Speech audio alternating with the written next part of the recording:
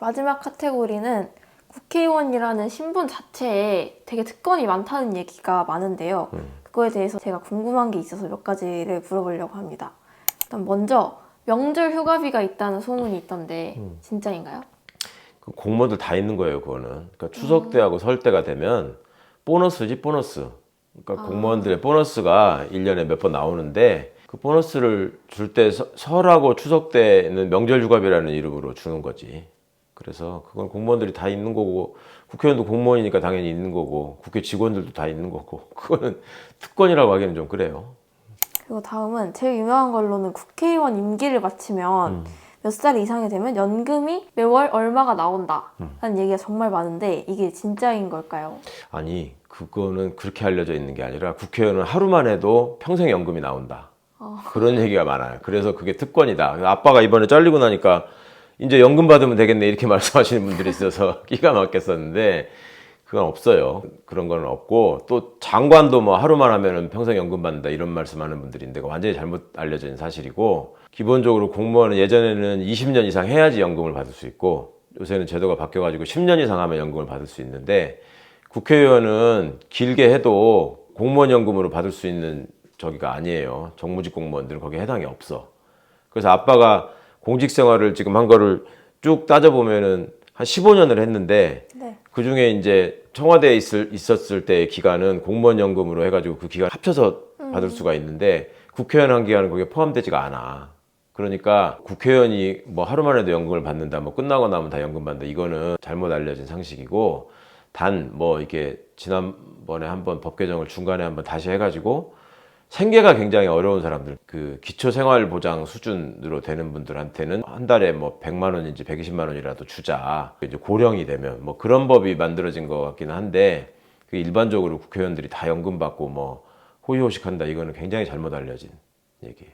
국회의원이 월급을 받는데 그게 굉장히 액수가 많아서 좀 줄여야 된다 이런 의견에 대해서는 어떻게 생각하시나요? 그게 이제 맞는 면도 있고 안 맞는 면도 있는데 국회의원 봉급이 국회의원이 국민의 대표인데 일반적인 서민의 생활 수준에 비해서 너무 높다.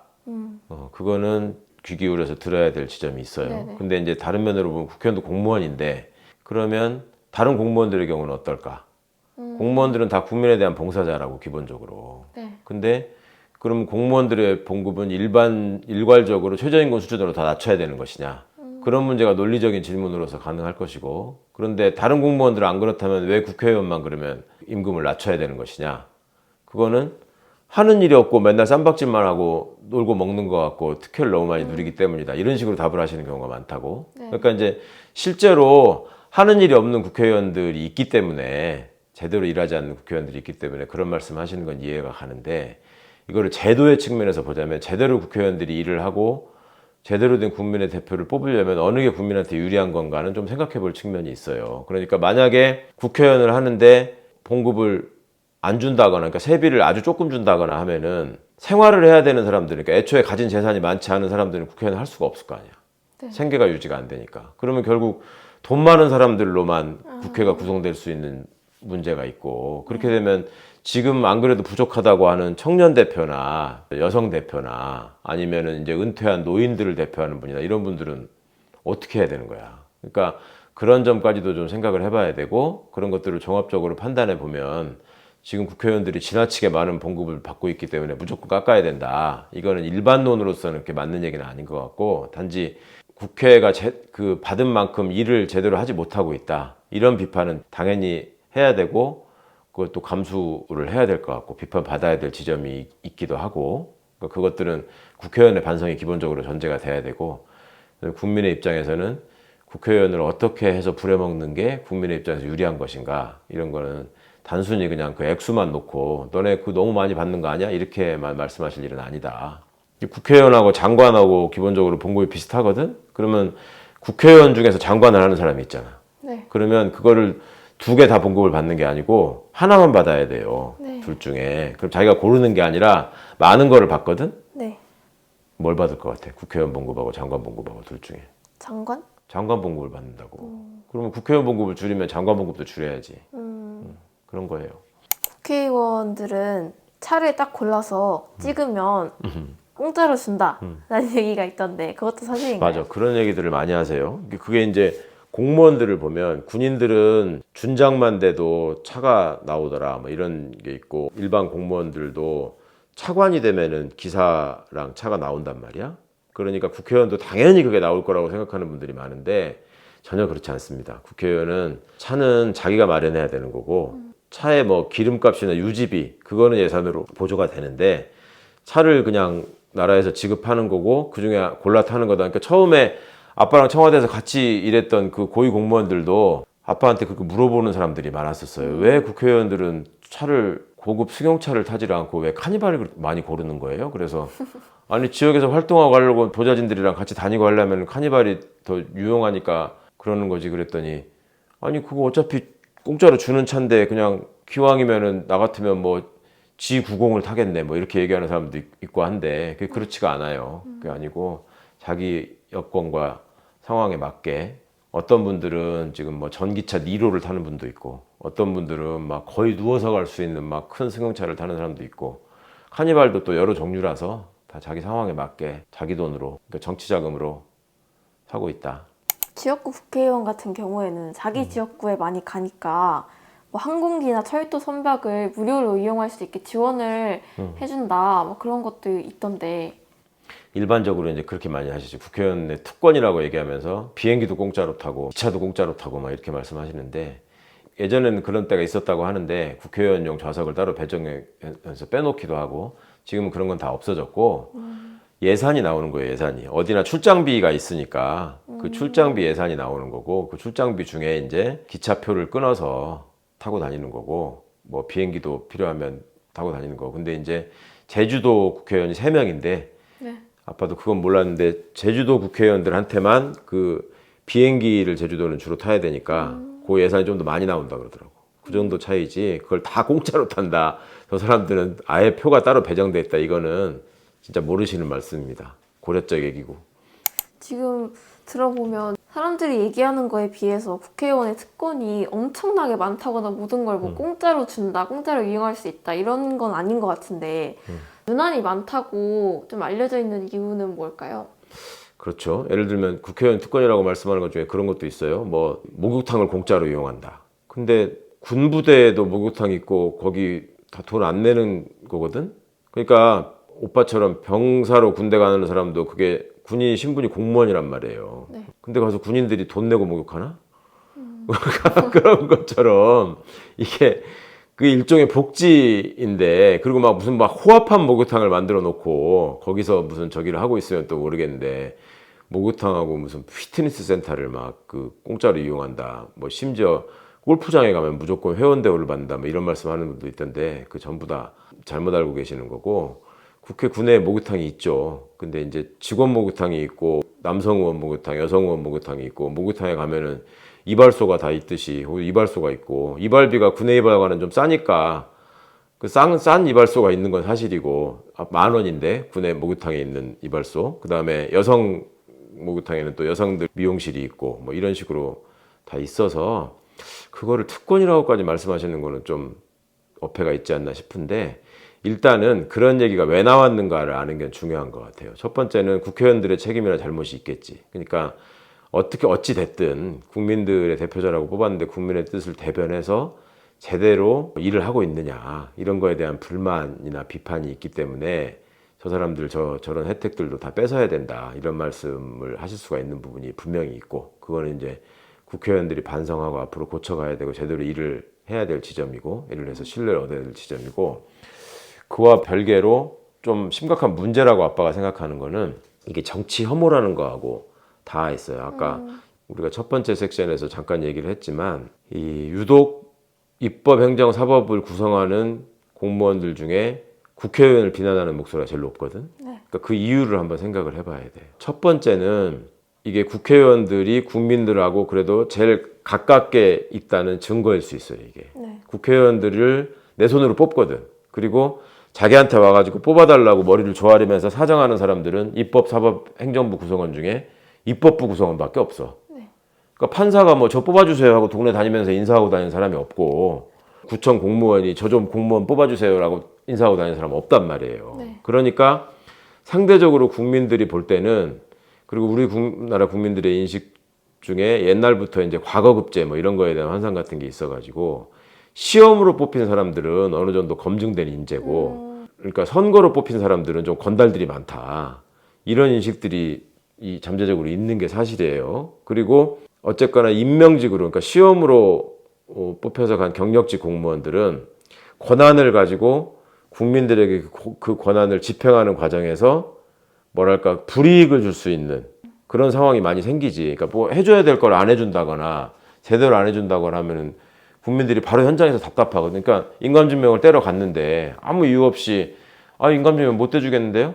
선생님한테는 내가 안 떼줍니다, 이렇게 해버리면 당하는 사람은 답답하단 말이에요. 네. 그러니까 이제 그런 면이 있는데, 국회의원은 당장 무슨 법안을 만들고 예산을 만들고 하는 것들이 국민들한테 결과적으로 다 영향을 미치지만 그 즉시 영향을 미치는 게 아니기 때문에 이 사람들이 뭔 일을 하는 거야. 그리고 이제 언론이나 이런 것들을 통해서 나오는 것들은 말로는 맨날 국회가 정책 경쟁을 해야 된다, 뭐 합리적인 토론을 해야 된다라고 하면서 언론은 자기들 장사나 클릭수를 위해서 자극적인 보도만 한다고, 맨날 누가 누구하고 싸웠습니다, 뭐가 어땠습니다, 이런 식의 보도만 하니까 국회 사정을 속속들이 모르시는 분들은 그게 다 국회 전체의 모습일 거라고 믿고 저 하는 일도 없이 맨날 쌈박질만 하는 것들을 왜 저렇게 목욕을 시켜줘야 되고 돈을 저렇게 줘야 되고 비서는 왜 저렇게 많고 이런 말씀을 하게 만드는 건데, 그게 어느 날 갑자기 생긴 일이 아니라 일부러 그런 인식을 조장한 측면이 있다는 게 이게 문제예요. 그러니까 박정희 때 이후로 쿠데타를 해서 정권을 탈취한 세력들이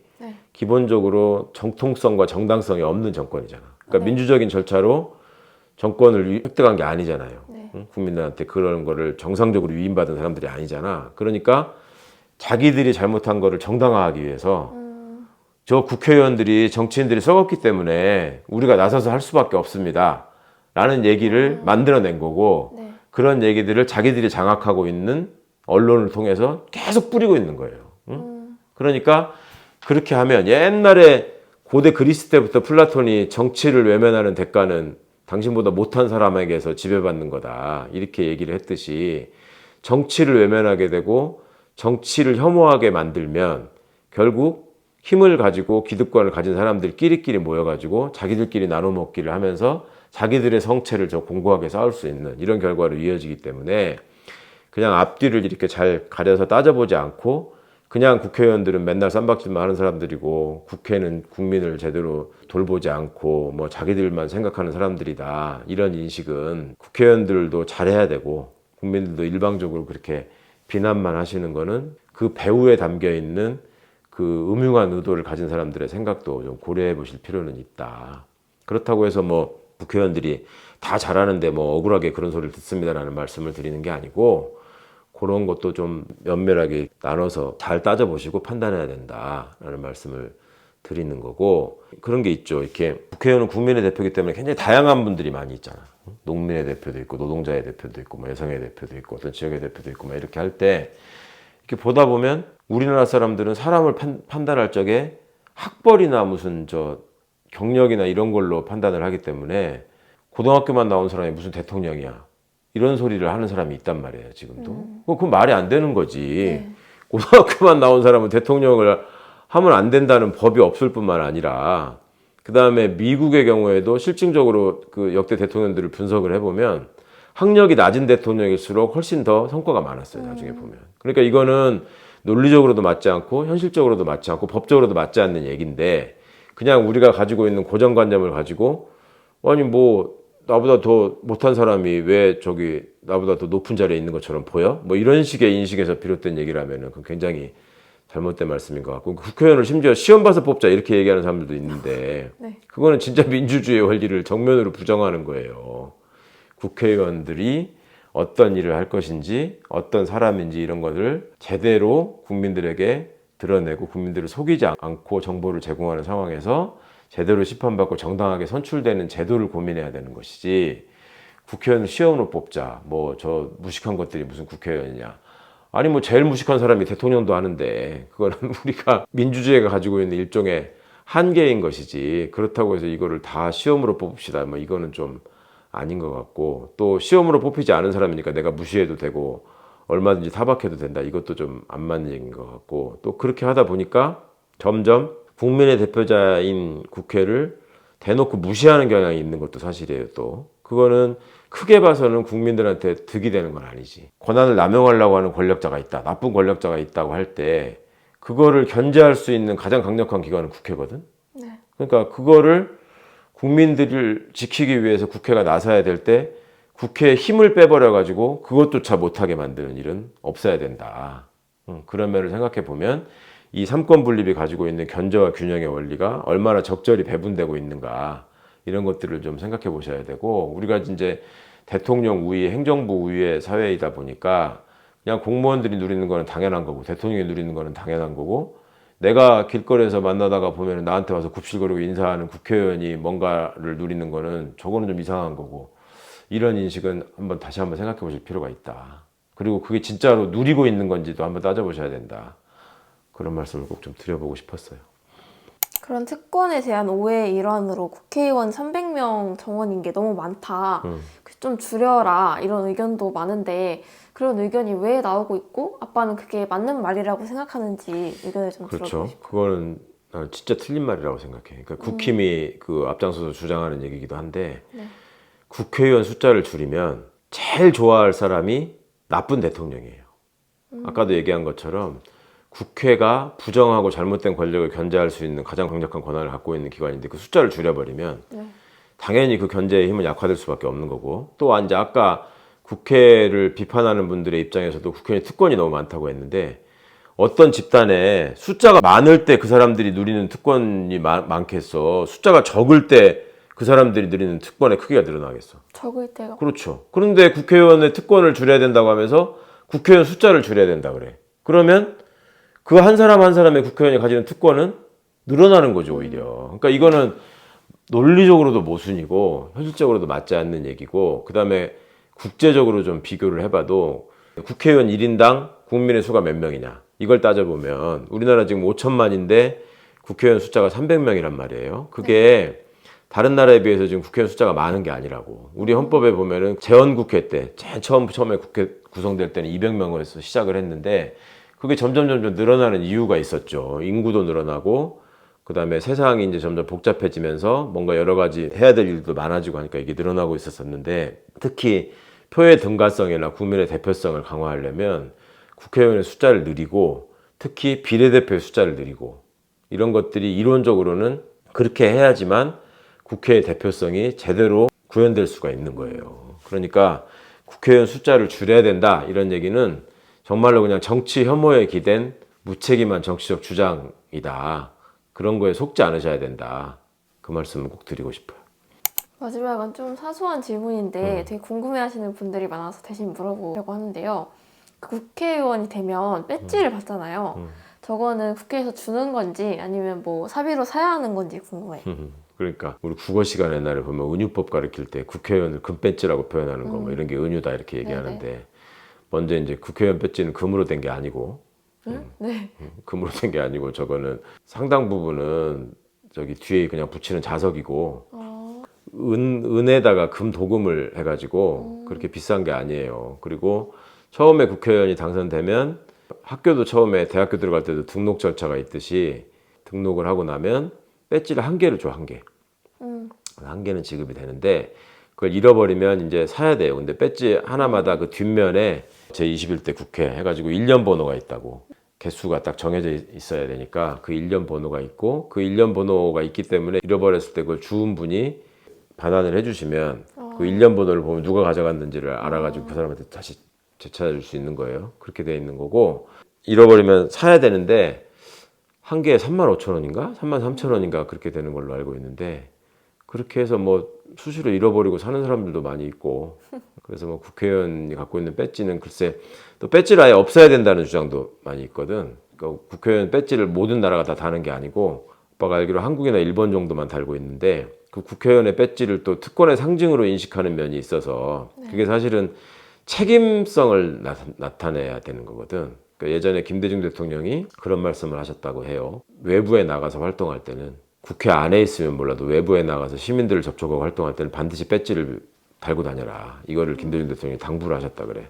아빠도 배지에 대한 인식이 처음에 국회 가기 전에는 별로 그렇게 좋지 않았는데 네. 자기를 말하자면 드러내고 과시하고 나대기 위해서 저거 달고 다니는 거 아닌가 이런 식의 생각이 좀 있었는데 김대중 대통령이 그 말씀을 들어보고서는 아 그럴 수도 있겠다라는 생각이 들어서 웬만하면 정장에 공식 행사를 가거나 이럴 때는 배지를 많이 달았었는데 배지가 가지고 있는 것은 책임이지 책임. 어떤 특권이나 권력을 상징해서는 안 되고 그 배지를 달고 있음으로 해서 국민들이 저 사람이 국회의원이라는 걸 알아보게 되고 그렇게 되면 어디 가서 함부로 행동하지 못하고 그다음에 국민을 의식해서 더 귀를 기울이고 바른 행동을 하게 하는 걸로의 역할을 배지가 할 수 있다면 앞으로도 계속 이게 유지되는 게 맞을 것이고 그렇지 않고 정말 특권의 상징처럼 인식되고 오남용이 된다면 그건 없애야지 맞는 것 같고 그 배지가 갖고 있는 것도 이제 여러 가지 의미가 있는 거죠.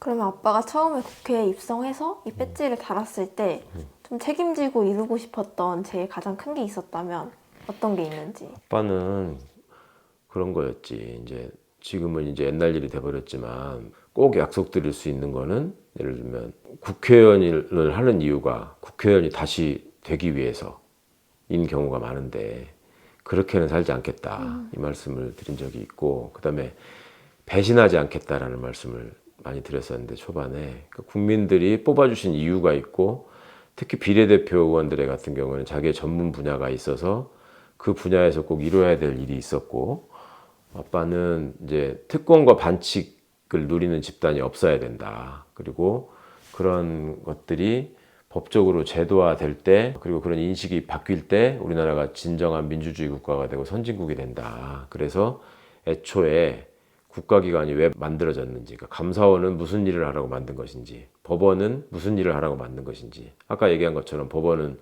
소수자와 약자를 지키는 게 기본적인 사명이기 때문에 그 역할을 하도록 제자리를 찾아가는 것이 개혁이고 감사원은 어디 가서 나대고 뭐 오버하고 군림하라고 있는 게 아니라 정부가 잘 돌아가도록 제대로 일할 수 있도록 일이 제대로 집행되는지 살펴보는 게 감사원의 역할이니까 그 역할에 충실하면 되는 것이고 검찰이라고 하는 거는 원래부터 수사를 해서 무슨 누구를 괴롭히고 있는 거 없는 거 다 갖다 붙여가지고 삶을 파괴하고 이런 거 하라고 있는 데가 아니라 그런 수사를 하지 못하도록 적법한 수사가 이루어지도록 감시하고 견제하는 기소권을 보유하는 기관으로서 애초에 설계가 된 거니까 그런 본연의 임무로 돌아가야 된다. 그러니까 제자리를 찾아가는 것이 곧 개혁이고 권력 남용을 방지하는 길이고 그런 것들이 이루어질 때 우리가 진정한 민주주의 국가가 되고 선진국이 된다. 그런 생각을 했는데 하여튼 여러 가지 이유로 그거를 다 마무리하지 못하고 완성하지 못한 상태에서 이제 국회를 떠나게 돼서 아쉬움이 있지만 또